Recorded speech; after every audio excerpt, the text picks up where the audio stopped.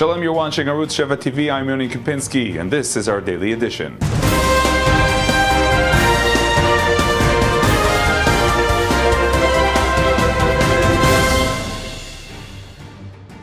So it's ceasefire time again in Israel. We all remember what happened last time at the end of the 72-hour ceasefire. At 8 o'clock sharp Friday morning, the rocket attacks resumed, and many today ask, what is this ceasefire different than any other? Before the current ceasefire was declared, Prime Minister Benjamin Netanyahu, at the opening of the cabinet meeting in Tel Aviv, made the following statement. מבצע צוק איתן נמשך. בשום שלב לא הכרזנו על סיומו. המבצע יימשך עד השלמת ייעודו, השבת השקט לתקופה ממושכת. אמרתי בתחילת המבצע וגם לאורך כל הדרך, זה ייקח זמן ודרוש אורך רוח. ישראל לא תנהל משא ומתן תחת אש. ישראל תמשיך לפעול בכל דרך כדי לשנות את המציאות הנוכחית ולהביא שקט לכל אזרחיה. אנחנו נעמוד יחד באחדות ובנחישות עד שנשלים את המלאכה. To understand a bit about the feeling in the south, here's Noam Bedin reporting from Sderot. Okay, Yoni, so residents here basically are demanding the government to take action, to do what they can to prevent this by happening. Again, this has been 14 years being under rocket fire and threat. And it seems like when the government talks about ceasefire, they're only talking about ceasefire towards Tel Aviv or the center of Israel, but the western Negev, Sderot, Ashkelon area should always be expected to be under rocket fire. This is a very strategic aspect that we have here, being under rocket fire constantly for the past over a decade. Nothing's really been changed here on the ground, and we're hoping for a better future, for better times, for us to go on with our lives. Because right now it seems like that nothing's really been done, and unfortunately, people here understand it's not a question of when. It's not a question of if. It's a question of when Israel will have to go back into Gaza, dealing with the rocket fire all the way. So it's better than sooner than later, and that's what people here are saying.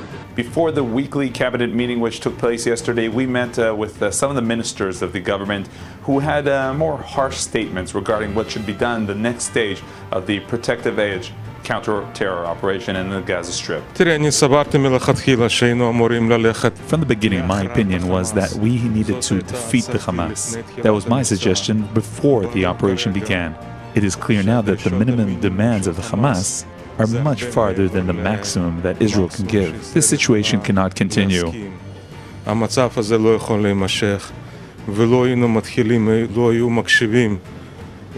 If my opinion was accepted at the beginning, we would be already after that stage. No doubt that at this moment, it's time to defeat the Hamas, clean the area, and come out as fast as possible.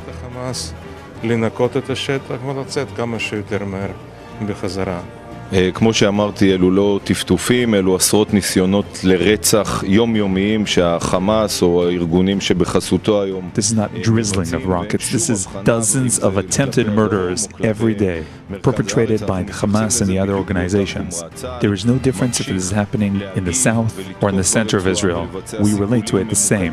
The IDF is continuing to respond and attack in the Gaza Strip, and if there will be an opportunity, also to target the senior Hamas officials, including the political leaders. I think that we are coming close to a point where we will have to decide regarding taking over the Gaza Strip and bringing down the leadership of the Hamas. With all the price that this entails, there will be no other possibility. We cannot allow this situation to continue. מה שצריך לעשות זה לשבור את הכוח הצבאי של החמאס. What needs to be done is to break the military power of the Hamas in Gaza. This was true before and it is true now. We need to allow the residents of the area to return safely to their homes. פירוז עזה הוא בעיניי תנאי הכרחי לכל התקדמות. The demilitarization of Gaza is an important condition in order to continue with any sort of peace process. Israel will not be able to accept the existence of an armed Palestinian state. האש נמשכת משני הצדדים, גם מבצע צוק איתן נמשך. The fire is continuing from both sides. The operation is continuing. The ground stage in which we took care of the terror tunnels is over, but the operation is not ended. It is continuing. In an operation like this, if the fire continues, we will have to consider to expand it, whether by air or through a ground attack.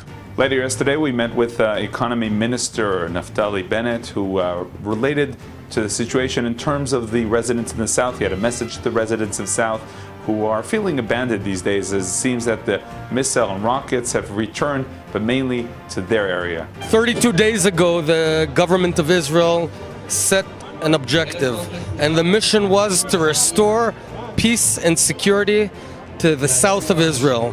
We've not yet met that objective. The mission has not been yet accomplished. And I'm calling from here to the citizens of the southern Israel, until we can tell you that you can go home and live safely, the mission is not accomplished. Until we treat a mother in Nachal Oz the way we treat a mother in Tel Aviv, the mission is not accomplished. Yes, we have quite a few achievements, but that's the sole mission that we've set. I back Prime Minister Netanyahu on the mission that he himself defined, and we have to meet it. IDF forces and border police officers eliminated a terrorist today. This happened in the morning just south of Shechem in Samaria in a joint operation of IDF and security forces. The terrorist had been involved in terrorist activities against Israel. The forces surrounded the house. The terrorist attempted to entrench himself in his home and refused to turn himself in peacefully. The border police fighters are part of the Mistarvim unit, which enters hostile areas dressed up as Arabs. We prepared for catching and arresting a fugitive who had carried out gunfire attacks in Israel's civilian areas in the past. We understood that he was armed. We reached the target site, surrounded the house. Soon afterward, we came under fire from another source. I felt a hard blow to the helmet. Once I realized that all the other soldiers around me are okay and the event can be contained, we closed in on another house. We called out to the terrorist with loudspeaker. When we kept getting fired on, we understood that he does not want to surrender. We carried out precise fire until his elimination. At the end of the activity, I understood that my helmet had taken a bullet. Knesset Member Haneen Zoabi arrived Monday morning to a police station in Lod to be investigated by the Lahav 433 unit over incitement to violence and insulting a public worker. Zoabi's arrival for investigation comes after Attorney General Yehuda Weinstein ordered her to do so last Tuesday, after she more than once refused to show up, at one point claiming she has no time to sit for the police investigation. Nationalist activists waving Israeli flags led by attorney Itamar Ben-Gvir were waiting at the station as Zoabi pulled up in her car. They tried to approach her car shouting terrorist, only to be pushed back by police.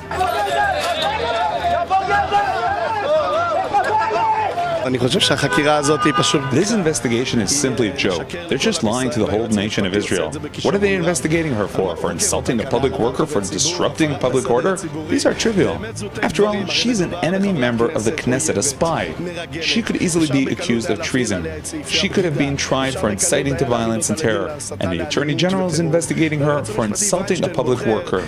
Seems that what he's doing is due to a lack of options and so as to silence the Israel public opinion. This is travesty.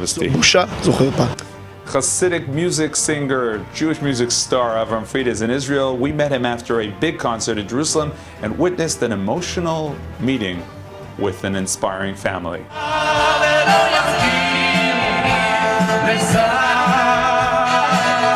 Welcome to Israel, Avram.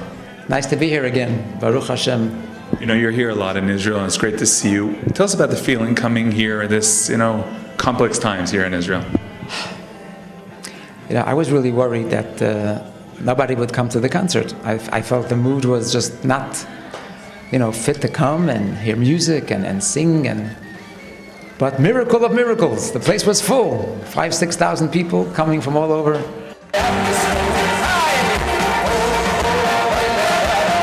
Miracles, or the will of people to come out and daven and pray with you?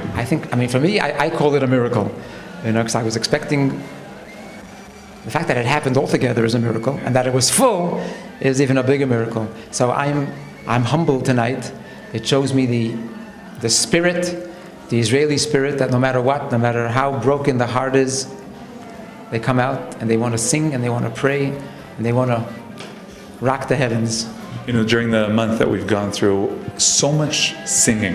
It if it was the singing and the prayers regarding the abducted and murdered 3 youths, and the singing of the soldiers on their way in, and Jewish songs. That's something you probably you could connect to. I was at the Kotel Friday night, and all of a sudden I hear real strong singing, Am Yisrael Chai, Am Yisrael Chai. I look around, maybe 200 soldiers with their weapons, dancing in a circle with such kavanah, with such simcha. It made Shabbos not allowed to cry, but I shed a tear. I said, Ribono Shel Olam, look who's fighting to protect your country, your holy land. You know, you must watch over them and bring them all home safely, because they are the guardians of your land, and they are the sweetest, the holiest, they are the most precious that Am Yisrael has. Just amazing. And their emunah, their simcha, just broke me up. Another emotional moment, of course, was when you visited one of the families of the killed youths, the 3 youths.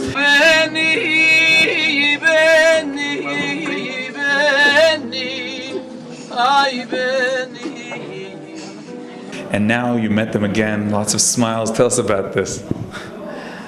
What could I tell you? It's going there that night was very difficult. I wasn't expected to be to be noticed and to sing and to have such a,